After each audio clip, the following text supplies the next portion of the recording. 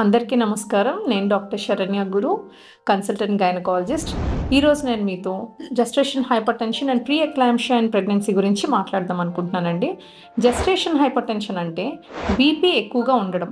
ఇప్పుడు 20 weeks of gestation తర్వాత అంటే 5th మంత్ కంప్లీట్ అయ్యి 6థ్‌కి ఎంటర్ అవ్వగానే ప్రెగ్నెంట్ లేడీస్‌లో బ్లడ్ ప్రెషర్స్ అనేవి పెరిగిపోతూ ఉంటాయి. More than 140, 90 2 recordings 4 hours apart తీసుకుంటాము.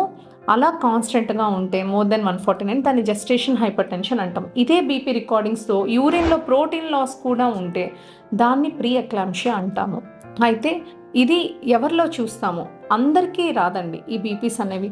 ఎవరిలో ఫామ్ అవుతుందో ఆ రిస్క్ ఫ్యాక్టర్స్ అనేది మీకు ఎక్స్ప్లెయిన్ చేస్తాను. యూజువల్గా జెనెటిక్ ఫ్యాక్టర్ ఉంటుంది.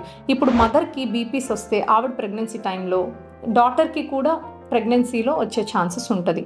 And blocks, Asian ethnic reason అంటే మన ఇండియన్, ఏషియన్స్ అందరిలో కూడా ఈ బీపీ ఇష్యూస్ అనేవి ఉంటాయి ప్రెగ్నెన్సీలో. Next age factor. మరీ ఎర్లీ ఏజ్లో ప్రెగ్నెన్సీ వచ్చినా సరే 16, 17, 18 ఇయర్స్కి టీనేజ్ ప్రెగ్నెన్సీ అంటాం. వాళ్ళల్లో ఈ బ్లడ్ ప్రెషర్స్ పెరిగే అవకాశాలు ఉంటాయి. Next age more than 35 years వాళ్ళల్లో కూడా ఈ బ్లడ్ ప్రెషర్ ఇష్యూస్ అనేవి ఉంటాయి. And inter pregnancy interval long ఉంటాయి, లైక్ 7 ఇయర్స్, 10 ఇయర్స్, 12 ఇయర్స్ ఇంత గ్యాప్ ఉంటే ఫస్ట్ ప్రెగ్నెన్సీకి, సెకండ్ ప్రెగ్నెన్సీకి బీపీస్ అనేవి వస్తాయి. అండ్ ఫస్ట్ ప్రెగ్నెన్సీలో మనకి risk of high blood pressures అనేది ఉంటుంది.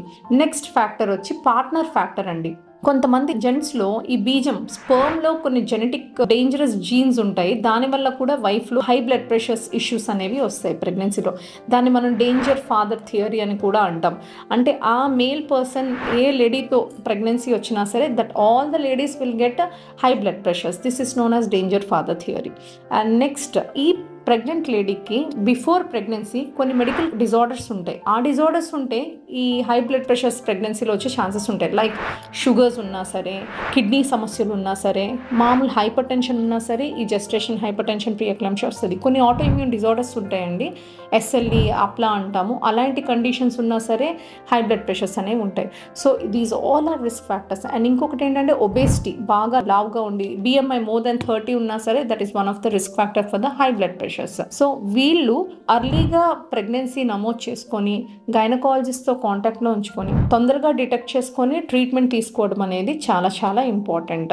So I advise the same thing in ఈ రిస్క్ ఫ్యాక్టర్స్ ఉన్న వాళ్ళందరూ కూడా ఎర్లీ కన్సల్టేషన్ అనేది తీసుకోండి. ఇంకా ఏమైనా డౌట్స్ ఉంటే you can comment us or contact us. Thank you.